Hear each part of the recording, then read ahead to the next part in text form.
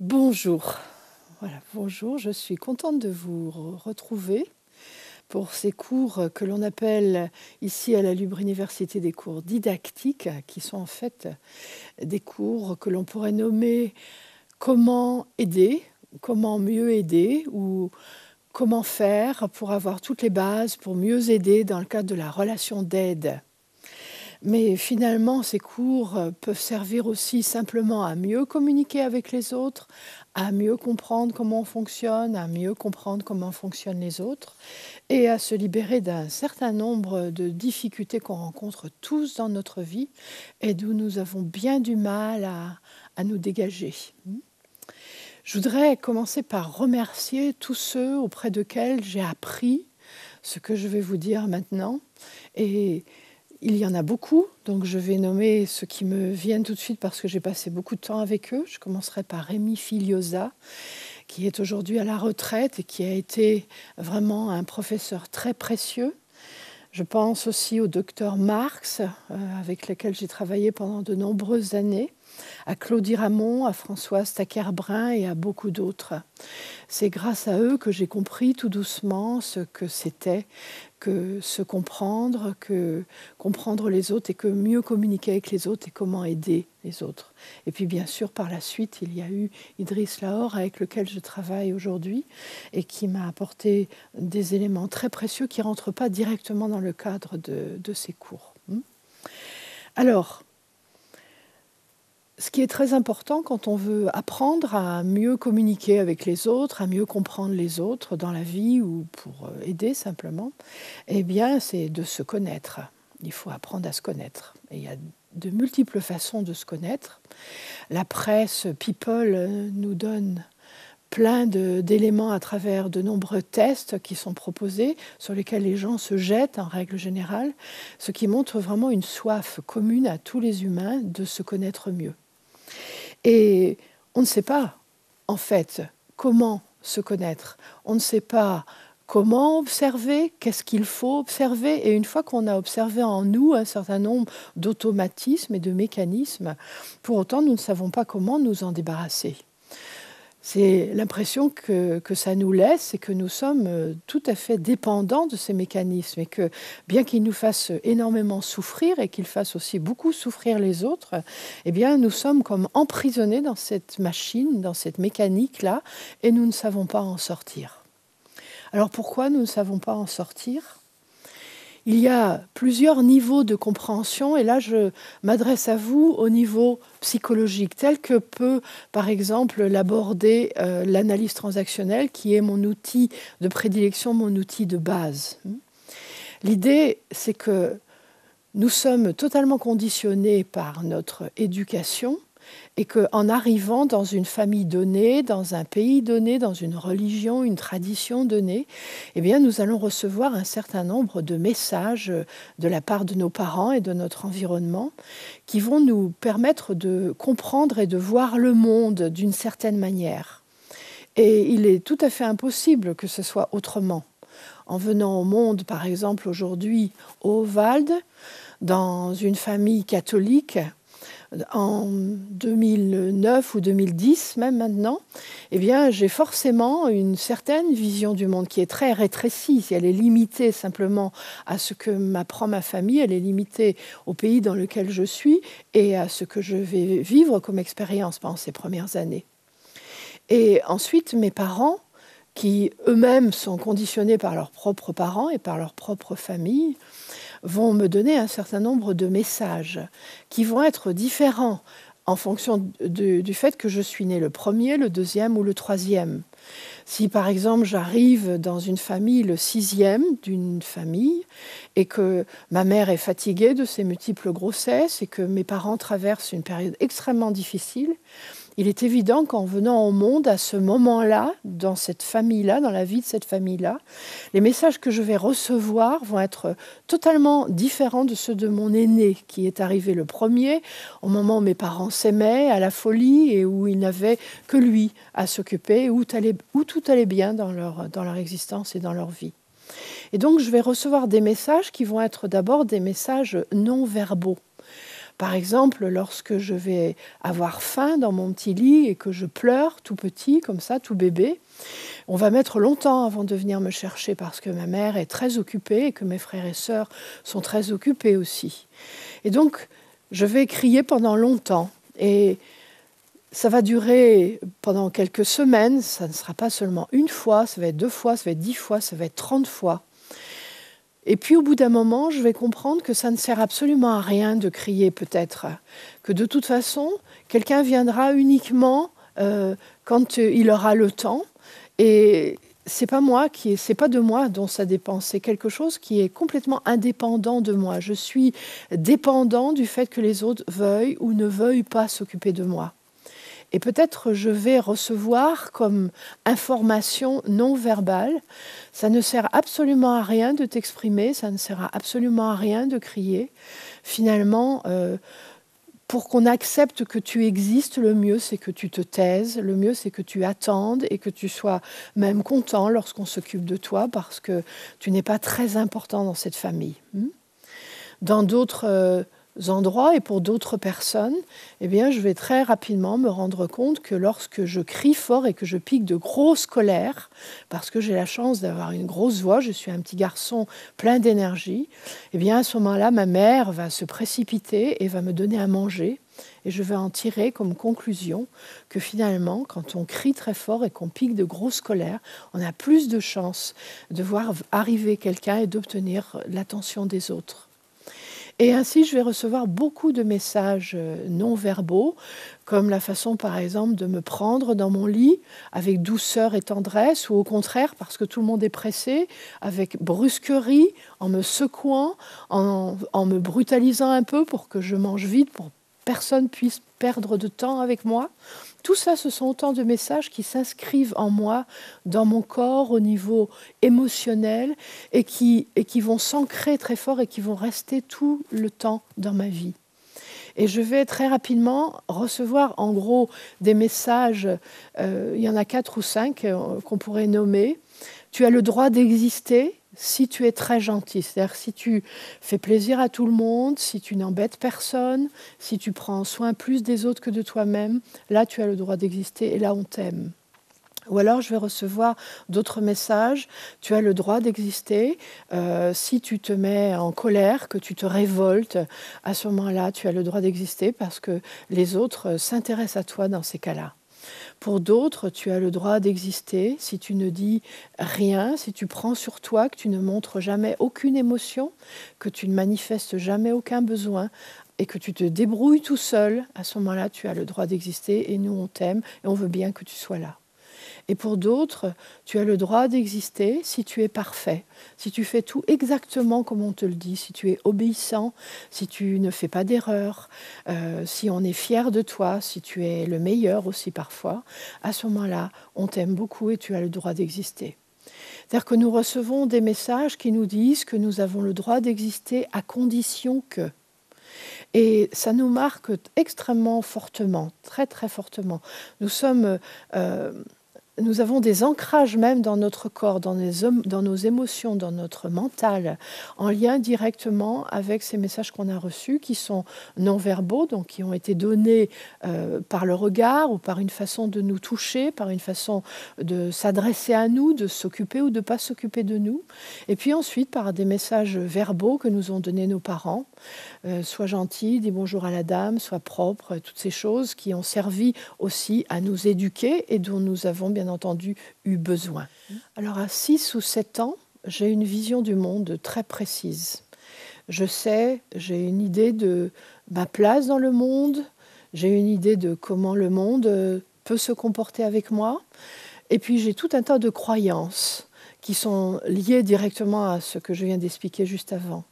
Des croyances qui sont, par exemple, je suis quelqu'un de pas important du tout parce que personne ne s'intéresse à moi. Une croyance comme ça va faire que je vais devenir quelqu'un de très timide. Et comme je suis timide lorsque je suis avec les autres, ma tendance, ça va être de ne pas oser prendre la parole, de ne pas oser m'exprimer, de ne pas oser m'affirmer. Ce qui fait que ne m'affirmant pas et ne m'exprimant pas, du coup les autres ne s'adressent pas à moi et ne me regardent même pas. Ce qui renforce encore la croyance que j'ai que je ne suis vraiment pas intéressant. Et je deviens de plus en plus timide. Pour d'autres, c'est l'inverse. Ceux qui ont reçu énormément d'attention vont développer d'autres croyances. Au contraire, je suis très important et il est normal que les autres s'intéressent et s'occupent de moi. Et quand je suis avec d'autres dans la collectivité, dans un monde, dans la société, eh bien, je trouve tout à fait normal d'aller vers les gens, qu'on me sourie, qu'on s'adresse à moi, qu'on me demande mon avis et je me sens parfaitement à l'aise avec les autres. Donc nous avons comme ça beaucoup de croyances qui sont très fortes et qui sont pour certaines positives et qui sont pour d'autres négatives dans le sens où ça nous rend malheureux, où ça nous donne de nous une image dévalorisée ou une image de souffrance comme ça, de souffrance du monde, de souffrance des autres, de souffrance de nous. Et nous avons besoin étrangement, alors que c'est une souffrance pour nous, de vérifier de façon constante que nous avons raison de penser ce que nous pensons. Et nous sommes accrochés complètement à cette vision du monde-là. Nous sommes attachés à le vérifier sans cesse et étrangement encore, cela nous rassure beaucoup. Par exemple, si j'ai un très fort sentiment d'infériorité, eh bien, si quelqu'un me dit que je suis intéressant, sympathique, que j'ai beaucoup d'intérêt pour lui ou pour elle, eh bien, je ferai tout ce qu'il faut pour lui prouver qu'il a complètement tort de penser ce qu'il pense. Et je vais à ce moment-là avoir des loupés dans ce que je dis ou dans ce que je fais pour lui prouver que c'est une erreur de sa part. Tu vois, tu croyais que j'étais quelqu'un de bien, eh bien, voilà la preuve, c'est pas vrai, je suis pas quelqu'un de bien. Je suis quelqu'un sur qui tu ne peux pas compter, en qui tu ne peux pas faire confiance du tout, même si toi tu le crois. Et cette façon de faire, nous allons la mettre en œuvre à partir de ce qu'on appelle des jeux psychologiques.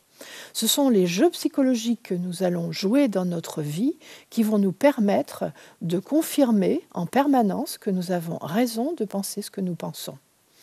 Et les jeux psychologiques, nous allons pour les jouer avoir besoin de partenaires. Et pour jouer à un jeu, il faut au moins être deux.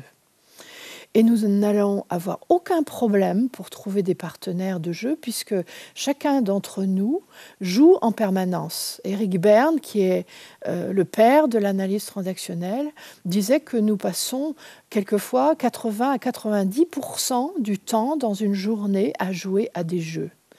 Et ces jeux sont très intéressants, outre le fait qu'ils nous permettent de confirmer que nous avons raison de penser ce que nous pensons sur nous, sur les autres et sur le monde. Ils nous permettent d'obtenir énormément de stimulation, d'excitation. Ils nous donnent la sensation d'exister et ils nous donnent l'impression de pouvoir entrer en relation avec les autres. En tout cas, ils nous donnent le mode d'emploi pour entrer en relation avec les autres. Alors c'est un piège dans lequel nous allons rentrer très tôt, vraiment tout petit d'ailleurs.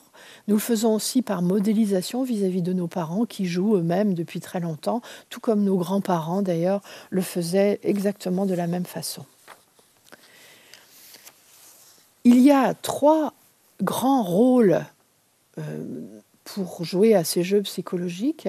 Et chacun d'entre nous a tendance à rentrer dans un jeu plutôt dans un rôle ou plutôt dans un autre. Celui qui mène le jeu, celui qui souvent introduit les jeux et les démarre, c'est ce qu'on appelle la victime. Il y a des personnes parmi nous qui ont tendance à être plutôt dans un statut de victime. Alors qu'est-ce que fait la victime ? La victime se plaint. Elle se plaint de tout et de rien, très souvent, et pour à peu près n'importe quoi. La tendance, c'est quand quelque chose ne va pas, je me plains. Et j'ai besoin de partenaires de jeu qui vont ou essayer de me sauver, donc essayer de trouver des sauveurs, ou au contraire, qui vont me persécuter et ainsi me confirmer une fois de plus que j'ai tout à fait raison de penser que je suis une pauvre victime. On pourrait appeler ça aussi Calimero, pour ceux qui connaissent l'histoire de Calimero, ou d'autres. Je pense à Titi et Gros Minet. Quand on revoit Titi et Gros Minet, pour ceux qui aiment les bandes dessinées, Titi était tout petit et très plaintif, et en fait c'était quand même lui toujours qui gagnait dans la course avec le Gros Minet.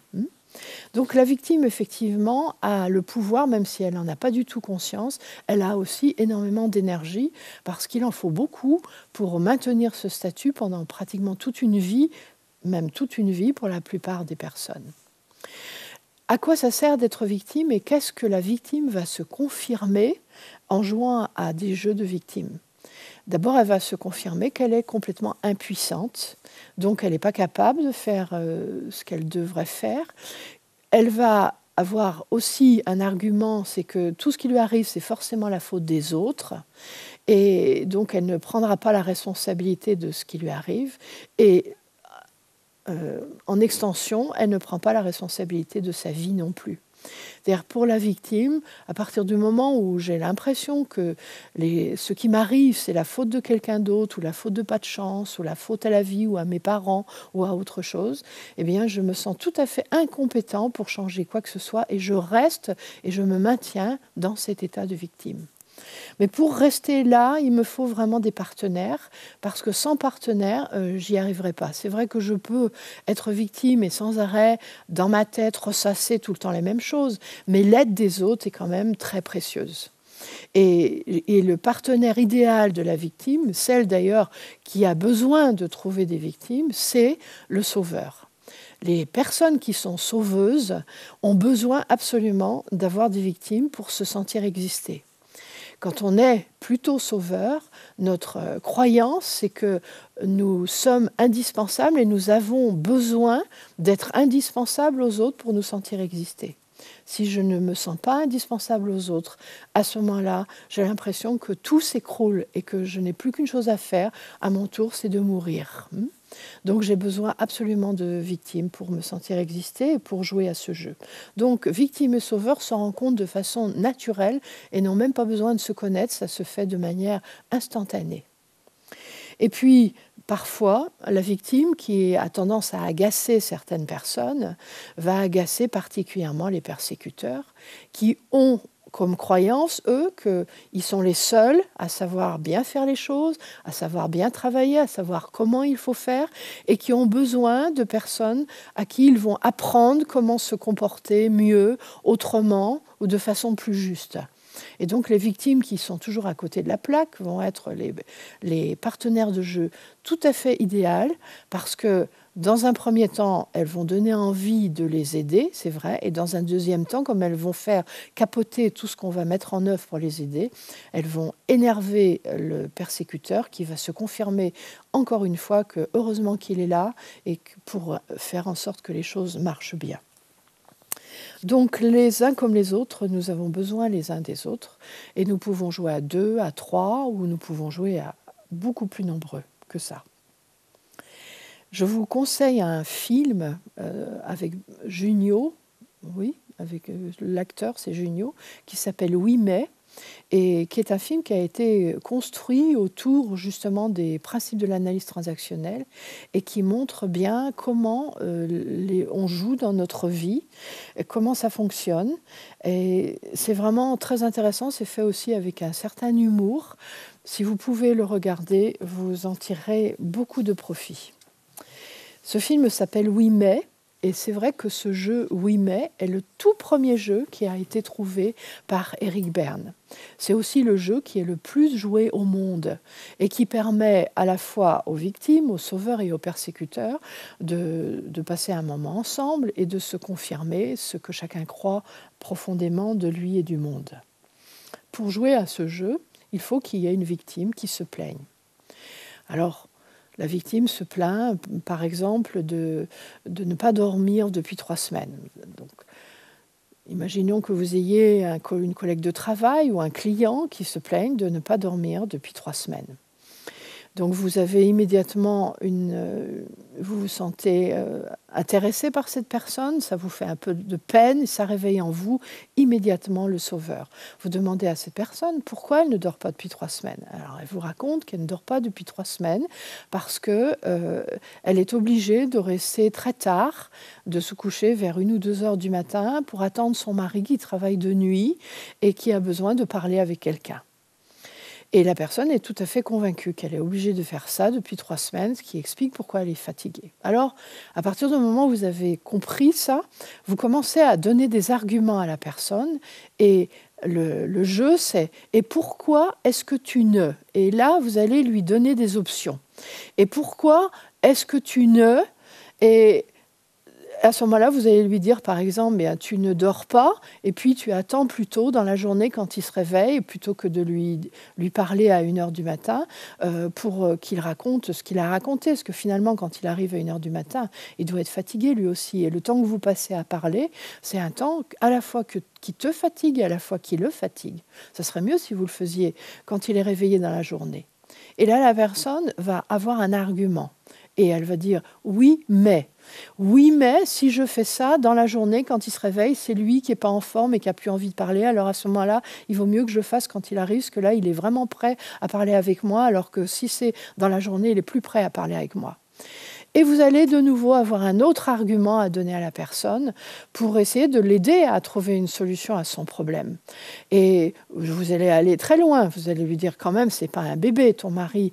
S'il ne peut pas se débrouiller tout seul avec son problème, il va travailler juste 3 mois. Il peut quand même attendre et comprendre que toi, tu es fatigué aussi. Et je trouve qu'il est quand même égoïste. Vous allez donner des arguments. Vous allez peut-être même vous mettre à critiquer son mari ou critiquer quelqu'un d'autre ou le travail dans lequel il est, par exemple.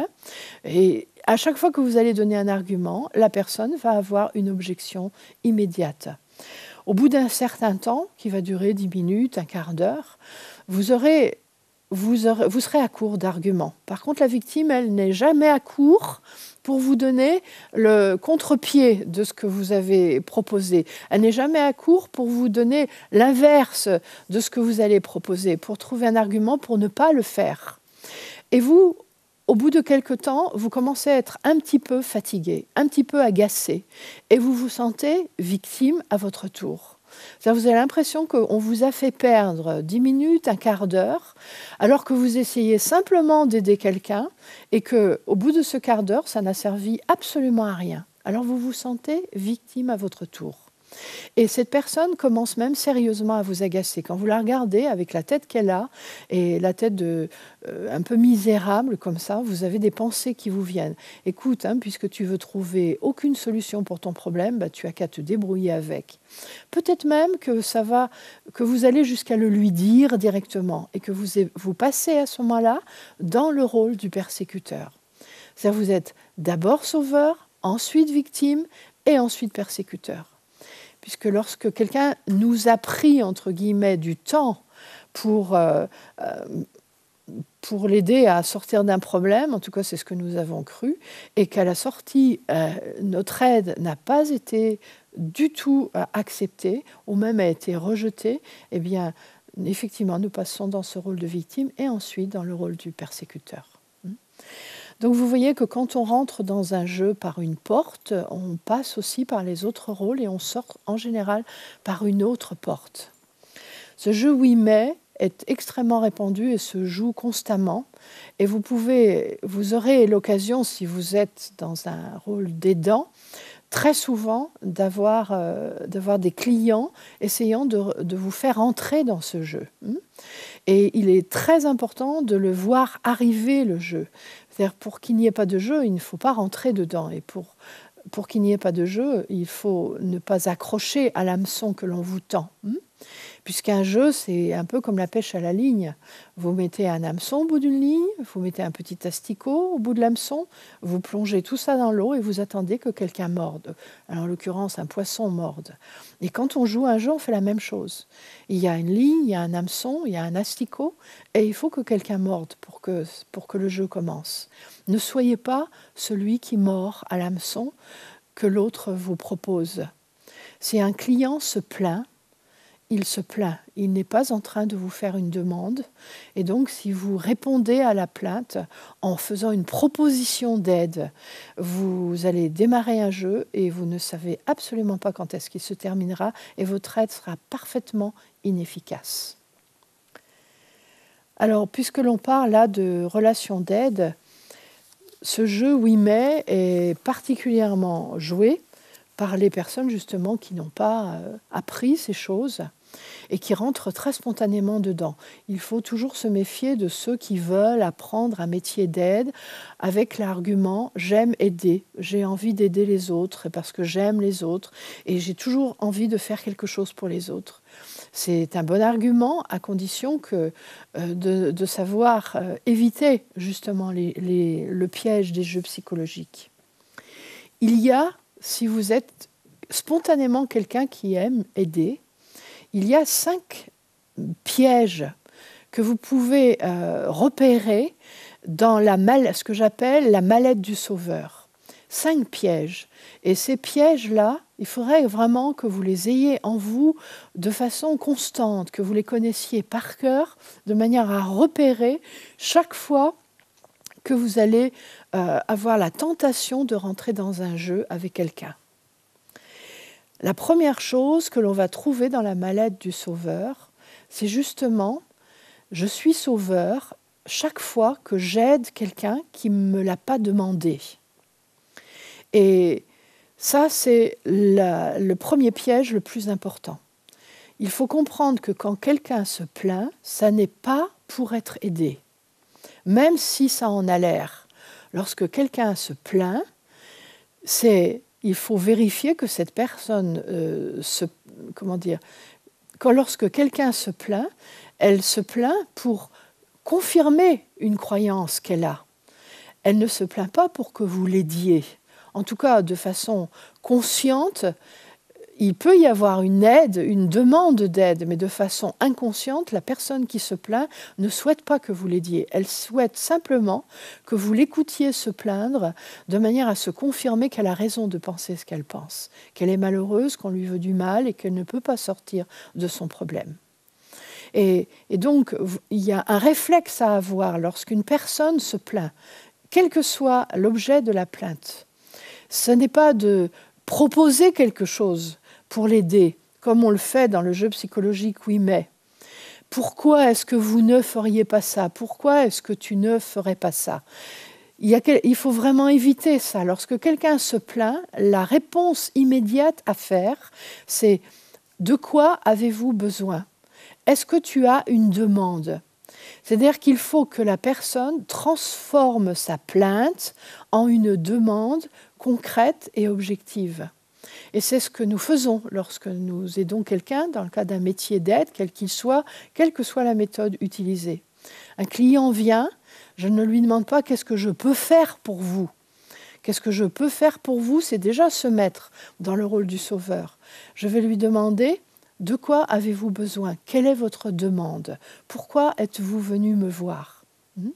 Et à ce moment-là, la personne va être obligée de transformer la plainte qu'elle va exposer, c'est normal qu'elle expose ce qui ne va pas pour elle, en une demande. Et on va se mettre d'accord sur la demande qu'elle fait, et c'est à partir de cette demande, que l'on appelle parfois un contrat de thérapeutique, que nous allons lui proposer quelque chose. Et cette proposition va être faite dans un cadre protégé, dans un temps donné, et elle va être fait l'objet aussi d'une négociation financière. Et c'est ce qui fait qu'en faisant comme ça, nous ne sommes pas dans un jeu parce que les règles sont exposées clairement entre le client et nous. Ou même entre la personne que l'on souhaite aider parce qu'elle nous a fait une demande claire et nous. Donc lorsqu'il y a une plainte, je ne fais jamais de proposition d'aide directe. Je demande à la personne de quoi elle a besoin, quelle est sa demande. Et à partir de là, je vois si je peux ou si je ne peux pas l'aider. Ça change tout.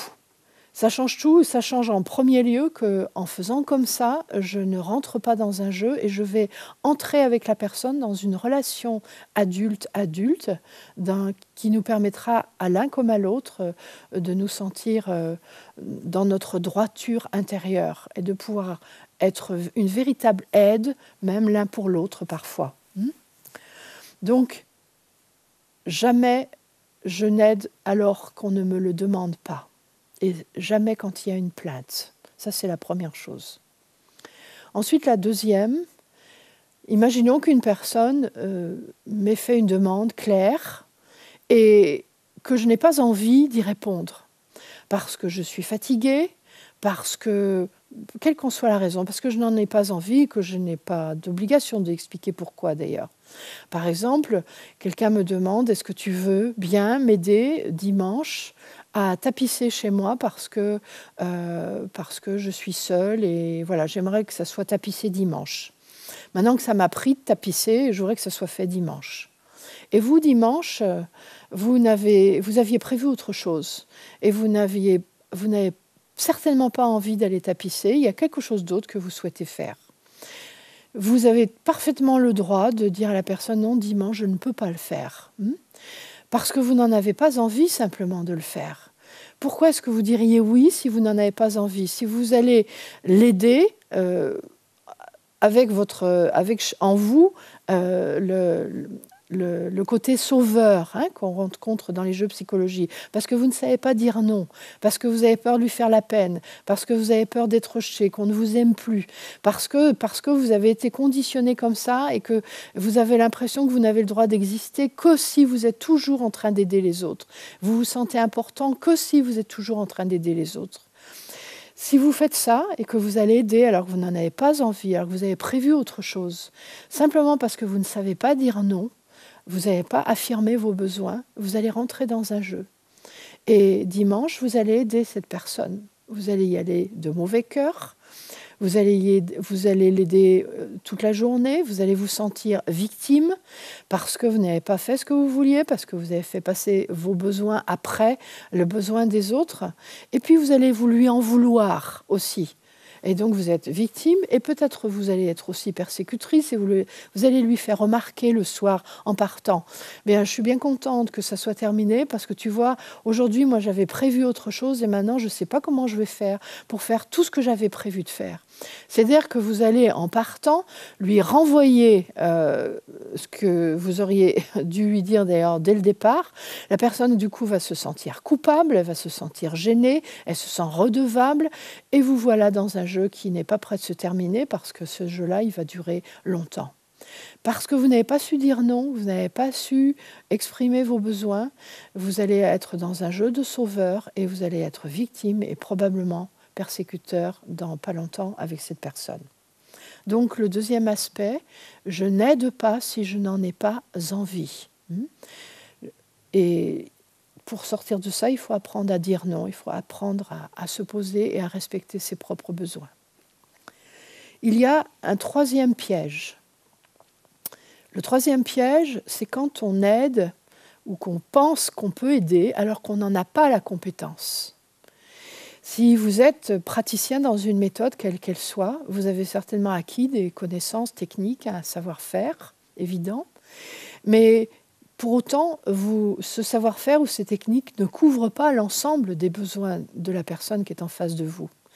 Et si vous commencez à vouloir aider quelqu'un, alors que vous n'avez pas la compétence de le faire, par exemple, à vouloir aider quelqu'un qui serait psychotique, qui aurait une maladie physique très grave ou un handicap très grave, pour lequel vous n'avez pas les informations et pas les compétences, si vous n'êtes pas capable de l'envoyer à un professionnel, partenaire, qui pourra l'accompagner dans ces cas-là, ou si vous donnez un conseil dans un domaine où vous ne connaissez rien, que ce soit dans le domaine aider quelqu'un à faire un régime, par exemple, ou à prendre un médicament, alors que vous l'avez pris pour vous, mais vous ne connaissez pas tous les risques de la prise de ce médicament, eh bien, vous êtes aussi dans un jeu de sauveur qui peut avoir de lourdes conséquences pour la personne, et puis ensuite, dans un deuxième temps, pour vous aussi.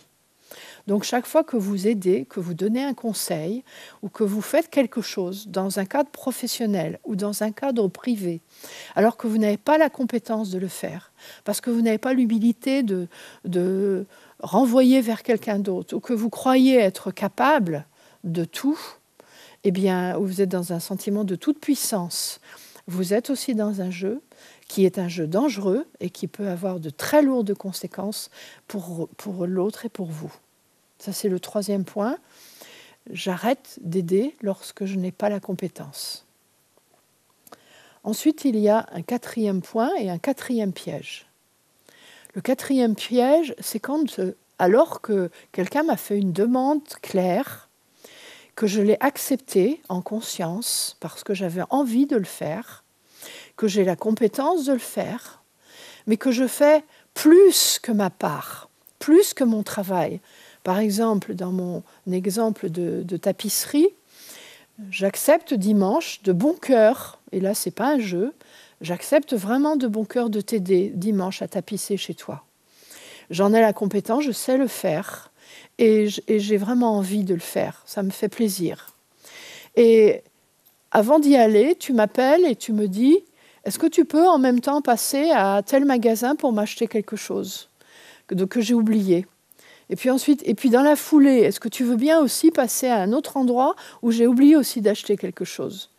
Et puis écoute, ça serait bien si on mangeait ensemble, mais j'ai rien à la maison. Est-ce que tu veux bien rapporter aussi 3-4 bricoles pour manger ensemble ?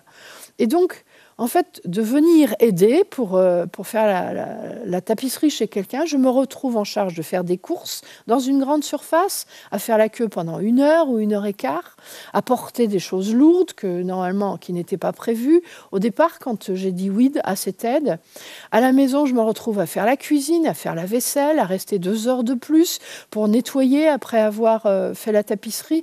En fait, notre contrat de départ se trouve maintenant complètement dépassé. Et je fais de mauvais cœur beaucoup plus que ce que j'avais prévu de faire parce que je ne sais pas dire non. Dans ces cas-là, je suis aussi dans un jeu de sauveur. Et là, je me ressens victime parce que j'ai l'impression qu'on s'est moqué de moi, qu'on a abusé de moi, de ma gentillesse, et je ne suis plus prête à remettre les pieds dans cette maison ni à accepter un service que me demandera cette personne. Et ça, c'est de ma responsabilité parce que je n'ai pas su, au moment où il aurait fallu, dire non. Donc, c'est le quatrième piège. Si j'accepte d'aider, même si c'est de bon cœur, je l'accepte pour une chose donnée, dans un temps donné, et je ne fais pas plus que ce qui était prévu que je fasse. Si un client vient me voir et qu'on passe un contrat ensemble, où moi je lui donne quelque chose, une technique, sa part à lui, c'est de faire la technique, par exemple. Si je lui donne une fiche pour qu'il la fasse chez lui, eh bien, c'est à lui de le faire. C'est pas à moi. C'est pas à moi de l'appeler 2 fois par semaine pour lui rappeler ce qu'il doit faire. C'est la personne qui, de façon autonome, le fait ou le fait pas. Et quelquefois, dans les métiers d'aide, on déborde un peu, même beaucoup, et la tendance, c'est d'en faire plus que ce que notre rôle nous oblige à faire. Alors méfions-nous, quand notre tendance est d'être sauveur, de ne pas en faire trop. Et puis il y a le 5e et dernier piège qui se trouve dans la mallette du sauveur. Et ce piège, c'est que lorsque j'ai un projet sur l'autre, pas un projet avec l'autre, un projet sur l'autre. C'est-à-dire que j'ai une personne qui est en face de moi, j'ai l'impression que je vois et que je sais ce qu'il faudrait faire pour que cette personne aille mieux et que je vais d'une certaine façon la manipuler pour qu'elle fasse ce que j'imagine qu'il faudrait qu'elle fasse. J'ai donc un projet sur cette personne et je vais essayer de l'entraîner à faire ce que moi j'ai dans la tête. C'est-à-dire que je ne l'accepte pas comme elle est, je n'accepte pas sa réalité, je n'accepte pas où elle en est et je veux l'emmener par ma volonté ailleurs. Ça, c'est aussi un jeu psychologique. C'est le début d'un jeu qui est un jeu de sauveur qui va conduire la personne, bien sûr, à un moment donné à se révolter et à un moment donné, je vais me sentir aussi persécutée et victime. Donc, 5 choses dans la mallette, je les répète rapidement. La première, je n'aide que lorsque l'on me fait une demande. La deuxième, je n'aide que lorsque j'en ai envie et que j'accepte vraiment de bon cœur ce que je vais faire. La troisième, j'aide si j'ai la compétence de le faire. La quatrième, je ne fais pas plus de 50% du travail, c'est-à-dire ce qui a été prévu et pas plus. Ou alors ça fait l'objet d'un autre contrat que j'accepterai. Et la dernière, j'aide et je n'ai pas de projet sur l'autre. Voilà les 5 choses qui sont dans la mallette du Sauveur. Et lorsque vous êtes en face d'une personne qui a un besoin et qui vient demander de l'aide, ou lorsque vous êtes en face de n'importe quelle personne de votre entourage qui est en difficulté, ayez toujours à l'esprit ces 5 choses qui sont dans la mallette du Sauveur. Et si vous évitez, ou si vous arrivez à éviter l'une de ces 5 choses, vraiment vous allez y gagner beaucoup en énergie. Et vous allez gagner beaucoup, surtout en qualité relationnelle et en efficacité avec les vis-à-vis des autres. Voilà, victime, sauveur, persécuteur. Alors maintenant, je voudrais vous donner des exemples de jeux, de quelques jeux très courants qui sont joués par les clients, mais qui sont joués aussi par à peu près tout le monde. Hein. Un des plus courants dans les métiers d'aide, c'est celui qu'on appelle le jeu jambe de bois. Alors, dans ce jeu, il nous faut une victime, forcément, et la victime vient chercher apparemment de l'aide auprès de quelqu'un, d'un praticien, quelle que soit sa technique. Et la personne n'a aucun problème pour raconter avec beaucoup de détails tous les problèmes qu'elle a dans sa vie et qu'elle a eu même avant, et tous les efforts qu'elle a fait pour s'en sortir, les médecins qu'elle a vus, les thérapeutes, l'argent qu'elle a dépensé, les kilomètres qu'elle a fait, les efforts qu'elle a produits. Et toutes ces aides, tous ces efforts ont été complètement inefficaces. C'est-à-dire qu'une fois qu'elle a exprimé tous ses problèmes, et quelquefois ce sont des histoires qui ressemblent un peu à des histoires d'Émile Zola, de tous ces romans-là, à vous faire pleurer, à faire sortir des larmes tellement ça vous fait de la peine, eh bien, en même temps, vous constatez que la personne, malgré tout ce qu'elle a fait, n'a tiré aucun bénéfice de tout ça. Elle est toujours dans le même état de détresse, elle a toujours les mêmes problèmes qui se répètent à l'infini. Alors sachez simplement, et ça c'est un déclic que vous pouvez avoir instantanément, que vous serez la xème personne qui sera sur la liste de ceux qui auront tenté de l'aider et que là il s'agit de ne pas rentrer dans le rôle du sauveur. Donc vous pouvez dire à cette personne, qu'est-ce qui vous fait penser que moi, je pourrais aider davantage que ceux qui étaient là avant moi. Que tous ceux que vous avez vus avant, avec tous les efforts que vous avez faits et toute l'énergie que vous avez déployée jusqu'à présent. Et la personne va vous dire que si, parce qu'elle a entendu parler de vous et qu'elle sait que vous avez été très efficace pour certaines personnes et qu'elle est persuadée que certainement ça marchera. Ça pourrait éventuellement marcher. Ça, c'est le discours extérieur. Mais le discours intérieur et inconscient de la personne, une fois qu'elle vous a dit tout ça, c'est maintenant, et ça c'est un jeu, essaye seulement de m'aider. C'est-à-dire qu'elle s'adresse à vous inconsciemment, et sans le dire ces mots, en vous disant maintenant, toi, ton tour, essaye seulement de m'aider. Et si vous êtes sauveur, de façon spontanée, votre envie, ça va être de l'aider justement et d'arriver à faire ce que les autres ne sont pas arrivés à faire. Et le piège, bien entendu, ça va être de lui dire, par exemple, écoutez, je suis certaine ou je suis certain que moi, avec les techniques que j'ai, je vais arriver à faire quelque chose pour vous. Si rien n'a marché, ce que je fais, c'est sûr que ça va faire quelque chose pour vous. Je suis persuadée qu'on va y arriver.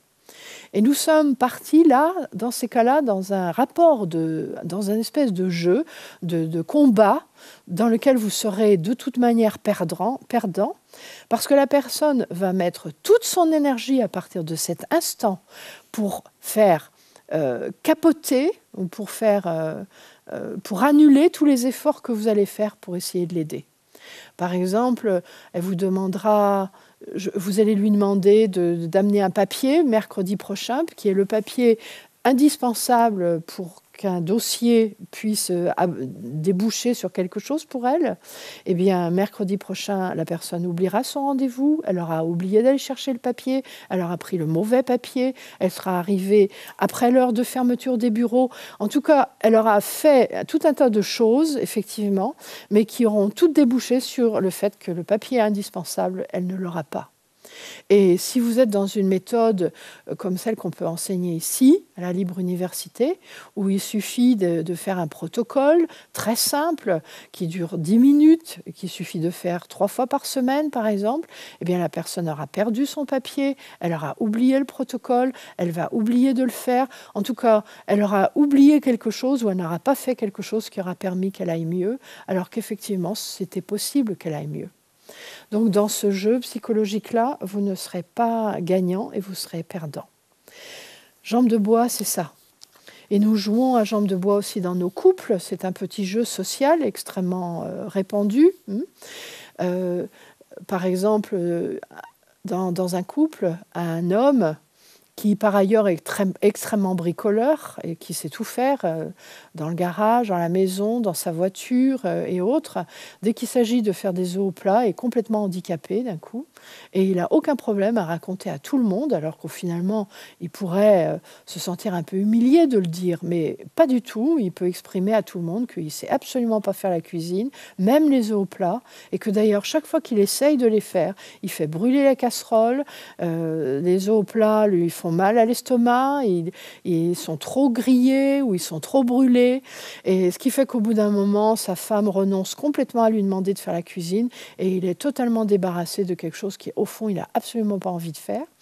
Et la femme, elle, de son côté, qui par ailleurs aussi est capable de faire énormément de choses dans la maison, est tout à fait handicapée quand il s'agit de changer un pneu ou de planter un clou ou de mettre une étagère, alors que c'est extrêmement simple à faire parce qu'elle n'a pas envie de le faire et qu'elle préfère que ce soit son mari qui le fasse.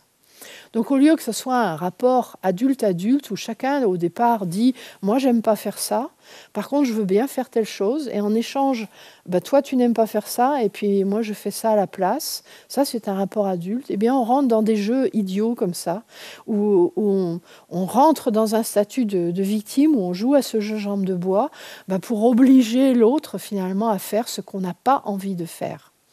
Vous voyez la différence qu'il y a entre exprimer simplement un besoin ou quelque chose qu'on désire, et puis rentrer dans un jeu pour obtenir de l'autre voilà, qu'il fasse ce qu'on a envie qu'il fasse, sans s'affirmer pour autant. Il y a un autre jeu qui est extrêmement dangereux, qui est très joué dans le monde, qui s'appelle les défauts. Ça, c'est un jeu de persécuteur. Dans ce jeu de persécuteur, et il nous faut plusieurs persécuteurs, mais des victimes nouveaux, ça va bien aussi. Et il nous faut, dans ces cas-là, ça se joue à 2 ou à plusieurs, ou même on peut être très nombreux à jouer à ce jeu. Il nous faut quelqu'un qui soit différent de nous et que l'on puisse critiquer. Par exemple, un collègue de travail qui ne travaille pas au bon rythme ou qui est habillé d'une façon bizarre ou qui vient d'une autre nationalité ou qui a d'autres habitudes ou que l'on ne reconnaît pas comme faisant partie de notre groupe ou de notre clan pour une raison ou pour une autre. Chaque fois que cette personne a le dos tourné, on dit du mal d'elle. Tu as vu comme elle se comporte, tu as vu comme elle est habillée, tu as vu comme elle travaille, tu as vu...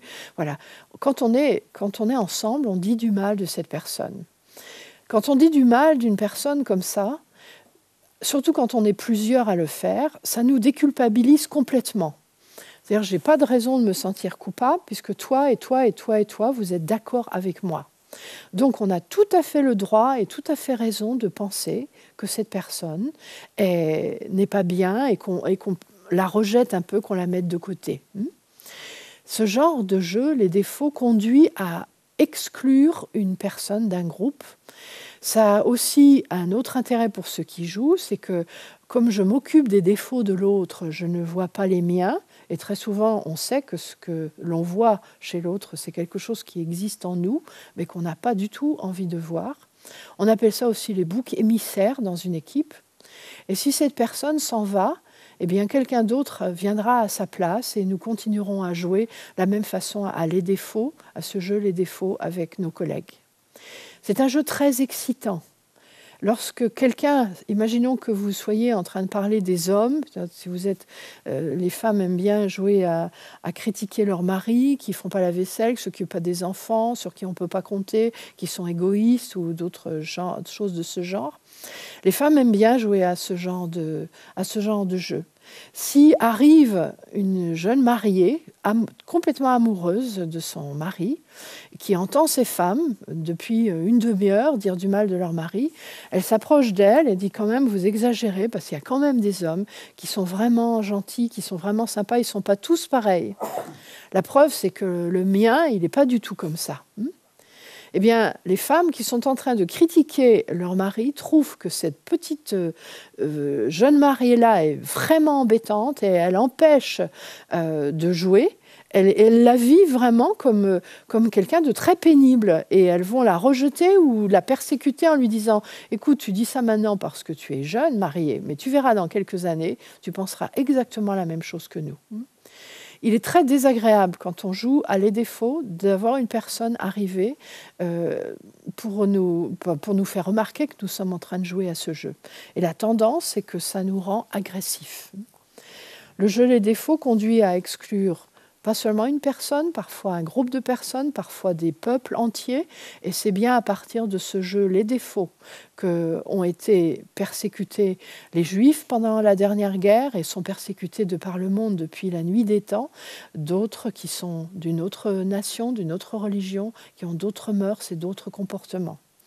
Donc méfions-nous de ces jeux qui ont l'air de rien, qui sont dits comme ça, quelquefois au coin d'un bar ou au coin d'une table et qui peuvent avoir de lourdes conséquences sur le monde même, lui-même. En sachant que lorsqu'on critique quelqu'un, il y a de grandes chances pour que ce soit notre tour lorsque nous aurons le dos tourné de la même manière.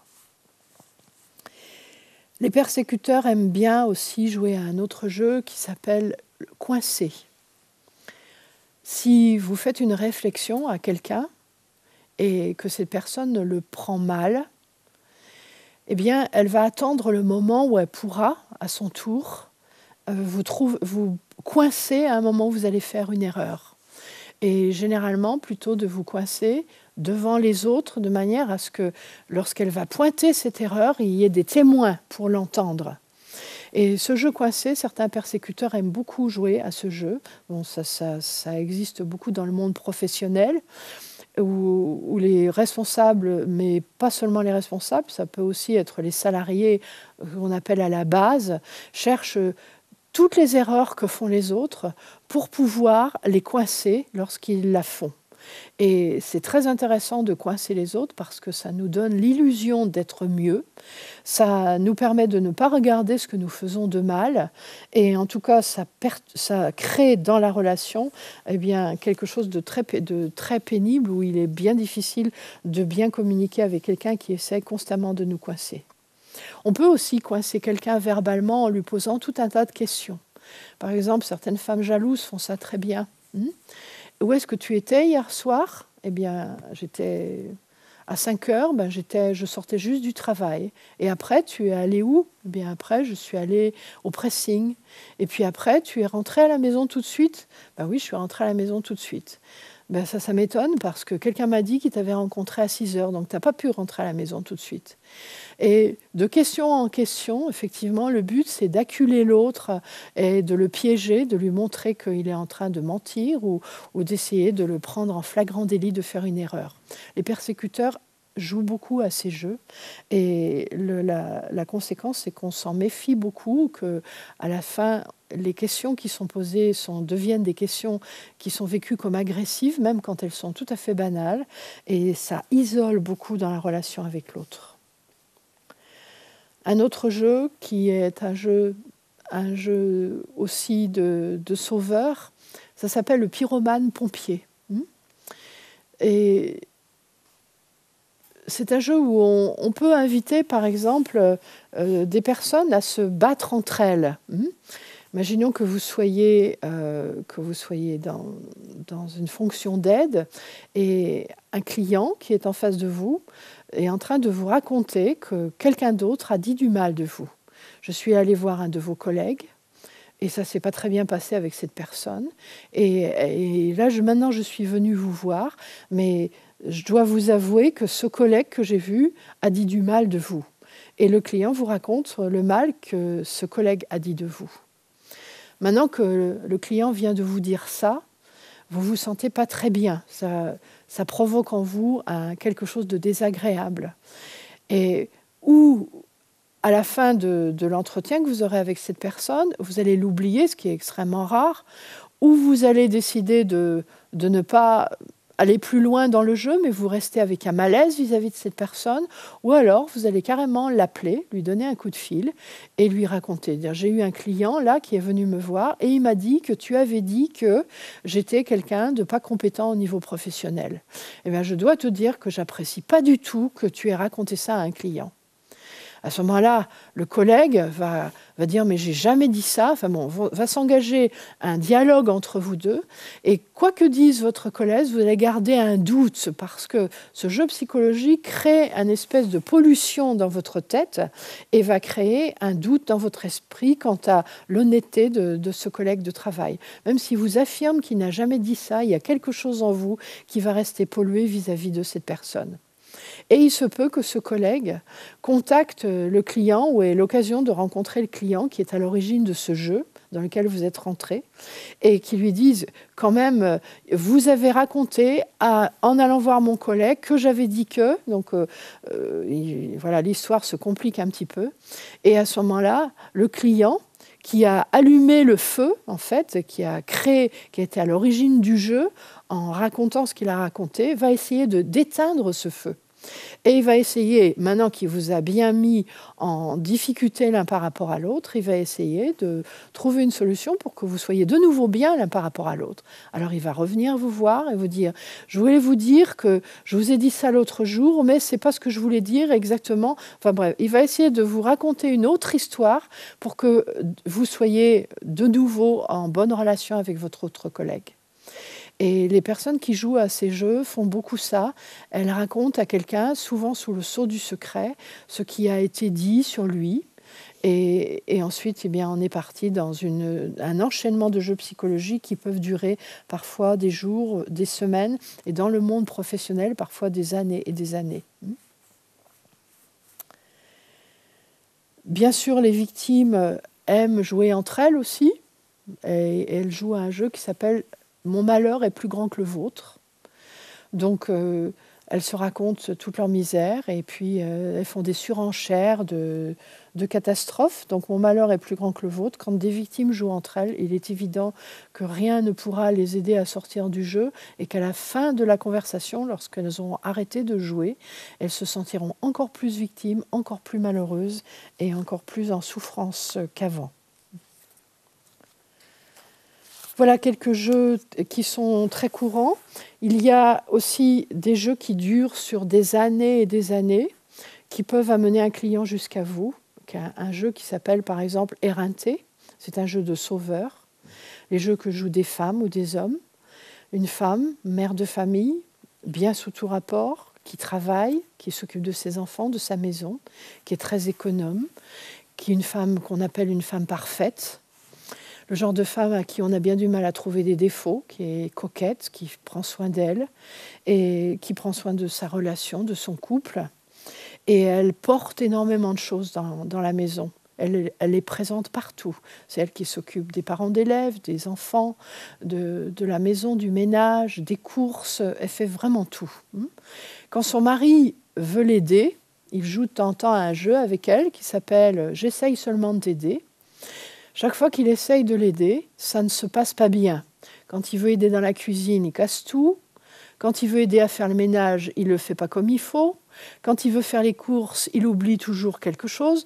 Il joue avec elle à jambe de bois, il joue avec elle à certains jeux. Et donc, à la sortie, comme à chaque fois qu'il veut l'aider, elle s'arrange pour le renvoyer à ses petites affaires, eh bien, elle se retrouve chargée de plus en plus de choses et elle est de plus en plus fatiguée. Alors elle se plaint de temps en temps à lui et puis à sa famille, à sa belle-mère ou dans les réunions de famille, qu'elle porte vraiment beaucoup de choses et qu'elle est vraiment, vraiment fatiguée. Et un jour, à force de refuser de l'aide, eh bien, elle va tomber très malade. Elle va se retrouver à l'hôpital avec un cancer, par exemple. Et ce jeu psychologique qui dure pendant des années, où elle aura été incapable d'accepter de l'aide de qui que ce soit, elle sera restée tout le temps dans le rôle du sauveur et de la victime, va se terminer très mal, parfois carrément à l'hôpital et à la morgue d'ailleurs. Ça fait partie des jeux psychologiques qui se terminent très très mal et qui sont des jeux dangereux qu'on appelle des jeux au 3e degré, puisqu'ils nous conduisent à mourir. Oui. D'autres jeux qui conduisent à mourir, des jeux graves, des jeux lourds, c'est un jeu que quelqu'un a découvert en analyse transactionnelle et qui s'appelle la roulette russe. Vous connaissez le principe de la roulette russe ? Il y a une seule balle dans le barillet, et puis on la met contre sa tempe, et puis un jour, bien c'est là, un jour, effectivement, cette balle saute directement dans la tempe. Et ce monsieur a découvert ce jeu parce que lui-même conduisait très très vite depuis de nombreuses années et il ne lui était arrivé aucun accident.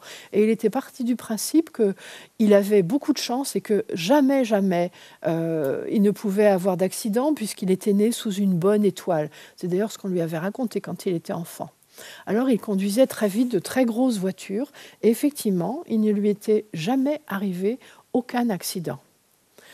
Il a découvert ce jeu et il a vu que ce jeu pouvait s'étendre aussi à d'autres domaines de la vie.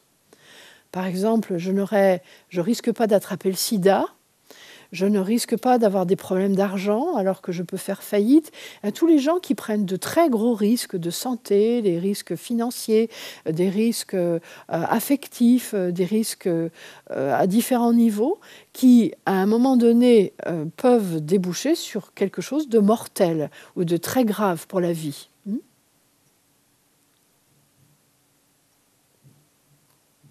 Oui, de très, très grave pour la vie. Et un jour, cette personne, alors qu'il avait découvert ce jeu et qu'il s'était promis de ne plus jamais rouler vite parce qu'il avait des risques, comme tout le monde, qu'un jour il ait un accident grave, eh bien un jour il est mort, c'était 6 mois après avoir découvert ce jeu, à 180 sur l'autoroute. Et c'était la dernière fois, s'était-il dit avant de partir, qu'il ferait cette expérience parce que c'était tellement agréable de rouler vite sur la route. Et il en est mort. Il y a de très nombreux jeux.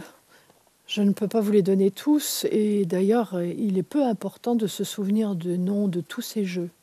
Ce qui compte, c'est de se souvenir des 3 rôles principaux, victime, sauveur, persécuteur, et de connaître celui dans lequel vous avez tendance à rentrer le plus.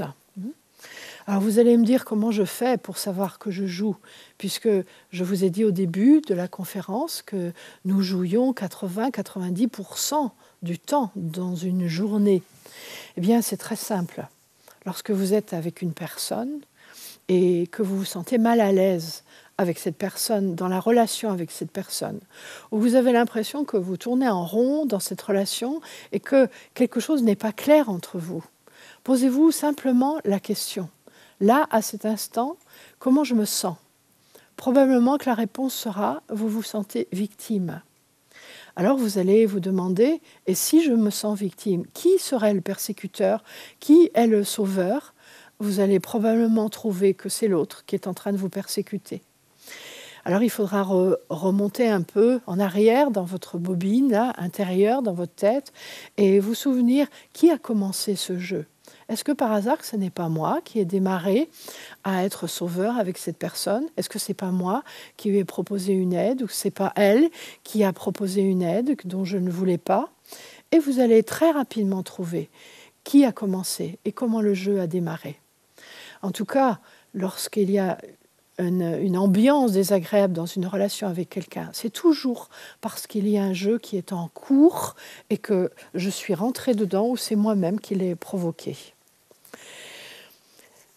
Je vous ai donné quelques jeux qui sont essentiels, qui sont très importants. Il en existe bien sûr encore beaucoup d'autres.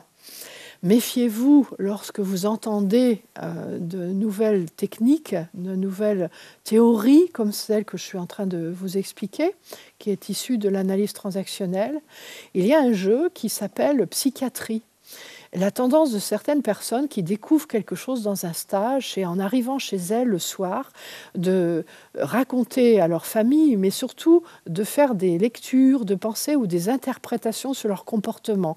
Par exemple, imaginons quelqu'un qui a fait un peu une journée de psychanalyse freudienne et qui rentre chez elle en disant « Maintenant je sais, toi, que tu es bloqué à la phase orale ». Ou alors, je sais que tu joues un rôle de persécuteur et moi, je suis plus régulièrement sauveuse. Et puis, que tu as aussi un système de défense qui est le refoulement. Et donc, vous allez expliquer à votre mari ou à vos enfants, avec des mots savants que vous venez tout juste d'apprendre et dont vous êtes la seule à connaître le sens, vous allez leur faire un cours dont ils n'ont rien à faire, qui va faire en sorte de les agresser et qui va avoir exactement l'effet inverse de celui que vous souhaiteriez. C'est-à-dire qu'ils ne vont pas s'intéresser à ce que vous faites, ils vont avoir qu'une envie, c'est que vous n'en parliez plus et que vous gardiez pour vous-même ce que vous avez appris. Donc, méfions-nous de ne pas polluer les autres et de ne pas agresser ou persécuter les autres avec nos nouvelles connaissances théoriques. Là encore, c'est un jeu psychologique. J'ai un projet sur l'autre où je veux aider quelqu'un qui ne m'a absolument pas rien demandé, avec en plus une bonne dose d'incompétence, puisque ce n'est pas parce que j'ai fait 1 heure ou une journée ou même plus de formation que j'ai la compétence pour aider quelqu'un. Certainement pas, en tout cas, mon mari ou mes enfants. Je ne suis pas non plus la bonne personne dans ces cas-là. Je regarde encore quels autres jeux très importants seraient bons à donner. Donc, il y a un autre jeu de victimes. Certains enfants ont été violentés quand ils étaient petits. Ils ont reçu en fait des marques de stimulation, de reconnaissance de façon violente. On les a battus, ou on était très grossier, désagréable avec eux, et parfois même carrément violents physiquement. Eh bien, quand j'ai reçu ce type de message, c'est ce genre de message que je vais chercher à recevoir de nouveau lorsque je suis adulte. Et ma tendance, ça va être ou à mon tour d'être violent, et donc de rentrer dans des jeux où je serai persécuteur, ou d'être victime et d'attirer à moi des formes de violence de la part des autres. Et il y a un jeu qui s'appelle « Donne-moi des coups de pied ».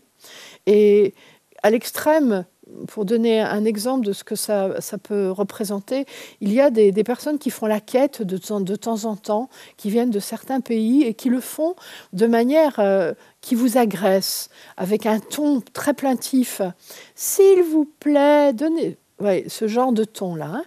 Et alors que vous êtes naturellement porté à être généreux et à donner de l'argent à ceux qui en ont besoin, ces personnes-là, quand elles vous le demandent de cette manière, ça vous donne vraiment envie d'être désagréable, de les agresser et en tout cas certainement pas de leur donner de l'argent. Ça provoque en vous, ça réveille en vous, on pourrait dire, quelque chose d'un peu sadique comme ça, qui vous étonne vous-même et qui n'est pas habituel chez vous. Eh bien, certaines victimes, dans leur façon d'être victimes, attirent à elles comme ça de la violence de la part d'autres personnes qui sont naturellement persécutrices ou qui se retrouvent dans un rôle de persécuteur à leur corps défendant et qui rentrent dans un jeu.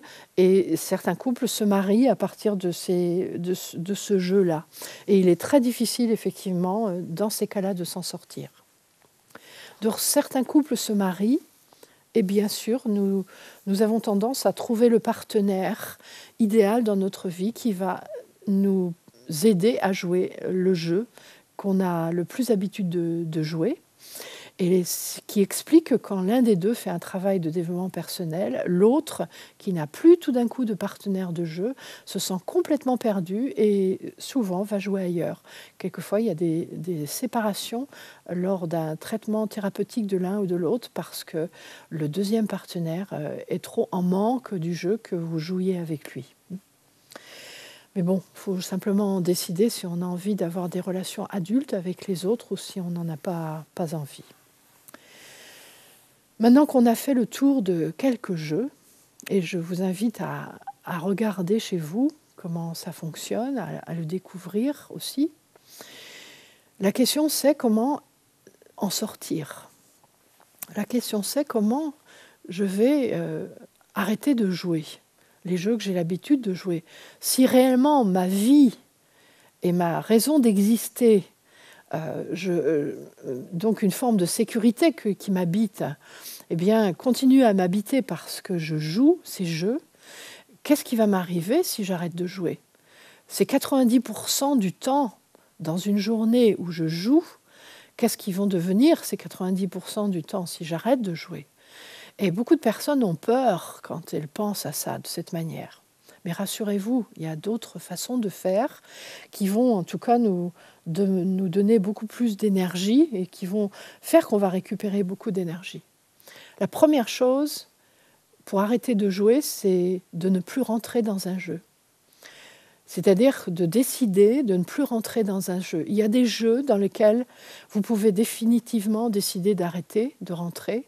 C'est par exemple celui dont j'ai parlé tout à l'heure, le jeu Les Défauts, de décider de ne plus faire partie des personnes qui joueront à ce jeu, de dire du mal des autres. Vous verrez que ça va vous faire gagner énormément de temps et d'énergie. Vous allez vous faire partie de cette personne qui vont laisser à la maison la mallette du sauveur avec les 5 pièges dont je vous ai parlé tout à l'heure. Et vous verrez que vous allez aussi gagner beaucoup en énergie. Et puis, si vous êtes plutôt dans la catégorie des victimes, vous allez faire partie de ceux qui vont travailler en vous sur cette partie victime. Alors, il est vrai que la victime se plaint et que les plaintes ne vont pas cesser d'un instant à l'autre et qu'il faut leur laisser un espace. Alors, la première proposition, si vous êtes victime comme ça, cette tendance à vous plaindre beaucoup, c'est de faire un exercice que propose d'ailleurs Idriss Lahore dans un autre cadre, tous les jours, de prendre un temps, de vous asseoir sur une chaise qui est une chaise spéciale plainte, et vous prenez 10 minutes, un quart d'heure pour vous plaindre de tout ce qui est pénible pour vous dans votre vie. Si les plaintes concernent d'autres personnes, ça peut être intéressant de le faire en face à face avec quelqu'un d'autre et de prendre le temps tous les jours, pendant une durée que vous avez décidé, de vous plaindre de tout ce qui est pénible pour vous dans votre vie. Et une fois que vous avez terminé de vous plaindre de votre quart d'heure, votre demi-heure ou vos 20 minutes, vous décidez de ranger cette chaise et pour le reste de la journée, d'arrêter de vous plaindre. Mais il faut laisser quand même cet espace. Ensuite, lorsque vous êtes en face d'une autre personne et que vous voyez que spontanément, ce qui vous vient en premier, c'est de commencer à rentrer en relation avec elle en vous plaignant que vous avez chaud, que vous êtes fatigué, que vous avez froid ou de vous plaindre de quelque chose, de ne pas le faire, c'est-à-dire de garder en vous cette phrase qui est sur le point de monter. Et à la place, de transformer cette plainte en demande. C'est-à-dire que de vraiment prendre cette habitude de transformer toutes les plaintes que vous avez en demande et d'être très honnête avec vous-même et de vous dire, là maintenant, il y a quelque chose qui me perturbe et je suis en train de me plaindre. Qu'est-ce que je veux ? Qu'est-ce que je veux à la place ? Qu'est-ce que je voudrais ? Vous verrez que c'est très difficile de le faire. Et cette difficulté que vous allez avoir de mettre une vraie demande à la place d'une plainte va vous montrer à quel point vous jouez depuis très longtemps et à quel point vous êtes enraciné dans ce jeu. Et il peut être intéressant pour vous, et ça peut être une très bonne indication, pendant un temps d'aller vous faire aider par un thérapeute si vous voyez que vous n'y arrivez pas et que vous n'arrivez pas à poser des demandes concrètes pour apprendre à le faire, puisque si personne ne vous l'a appris, peut-être que vous ne savez pas le faire. Mais la caractéristique du jeu, c'est vraiment ça. Si quelqu'un me demande « qu'est-ce que tu veux à la place ? Quelle est ta demande ?» Eh bien, je ne sais pas quoi répondre, parce qu'au fond, ça ne m'arrange pas tellement. Je vais découvrir que ça ne m'arrange pas tellement. Ça ne m'arrange pas du tout même. Parce que si je fais une demande, ça veut dire que je deviens responsable. Ça veut dire que je retrouve un pouvoir sur ma vie et que j'ai une responsabilité sur ce qui m'arrive et que je peux y faire quelque chose. Et ça peut effectivement changer toute ma vie. toutes les décisions que je prends dans ma vie, tous mes choix de vie, professionnels, affectifs ou sociaux. Donc, devenir adulte, c'est être capable, effectivement, de sortir de ce statut de victime et de prendre la responsabilité de ma vie en étant capable de faire de vraies demandes, de m'affirmer, de me positionner et de me prendre en main, carrément de me prendre en main. Si je suis persécuteur, parce que je mets ma raison d'exister dans le fait d'être mieux que les autres, de savoir mieux que les autres, et que je joue à des jeux qui me permettent de le vérifier tout le temps, comme Coincé, les défauts ou d'autres jeux comme ça. De la même façon, il va falloir que je fasse un travail pour sortir de ces jeux. Et donc quand je sens que de ma bouche va sortir un conseil, une critique vis-à-vis de quelqu'un, eh bien je vais m'interdire de le faire, je vais le garder pour moi, et je vais simplement apprendre à demander ce dont j'ai besoin, simplement, comme on l'apprendra dans un autre cours, en termes de message-jeu, qui est un des moyens de sortir du jeu. Donc, pour sortir du jeu, la première chose, j'y rentre pas, et quand je suis dans un jeu, je vais essayer d'en sortir le plus vite possible. Si je suis par exemple dans le jeu oui mais, pourquoi est-ce que tu ne oui mais? Si c'est un autre qui est en train de jouer avec moi, ou moi je joue avec lui parce qu'il est en train de se plaindre, ce que je peux faire simplement, une fois que j'ai écouté un instant la personne, je vais lui répondre. J'ai entendu ce que tu m'as dit et je vois que c'est difficile pour toi. Actuellement, tu vis quelque chose qui est difficile pour toi. Est-ce que tu peux me dire de quoi tu as besoin? Est-ce que tu as besoin de quelque chose? Ou en quoi je peux t'aider?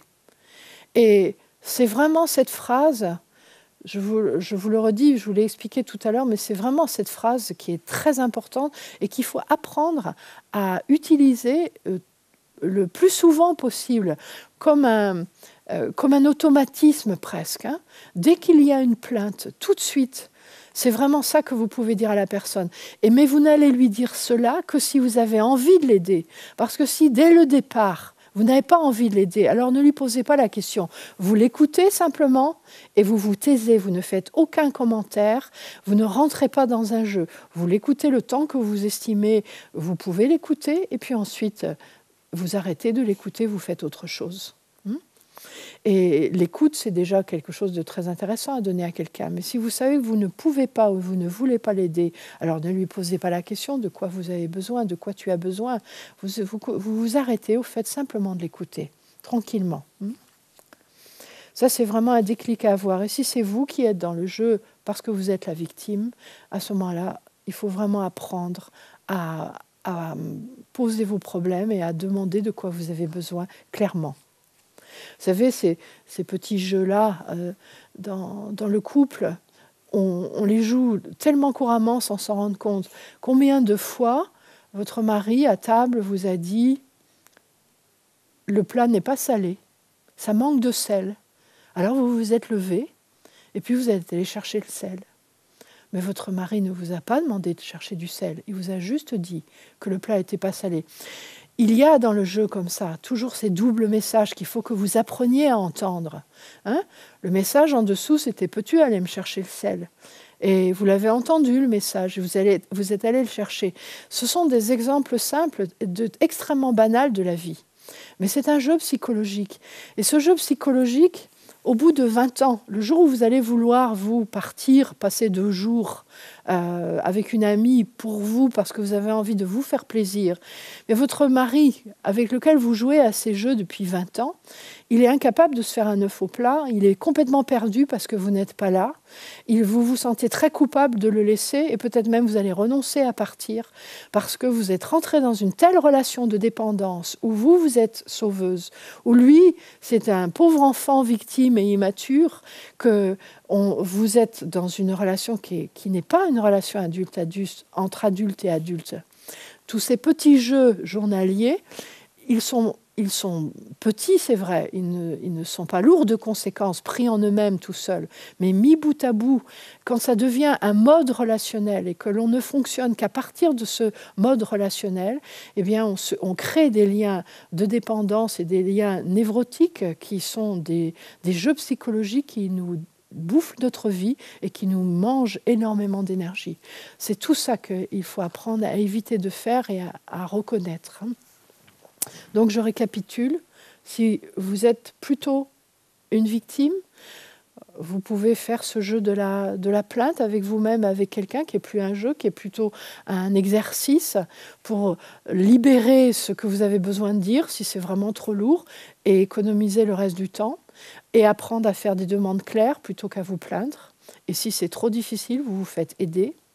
Si vous êtes plutôt sauveur, vous ne sortez plus cette mallette du sauveur, c'est-à-dire vous mettez à la place simplement de l'écoute et de la bienveillance. Ça fera l'objet d'un autre cours.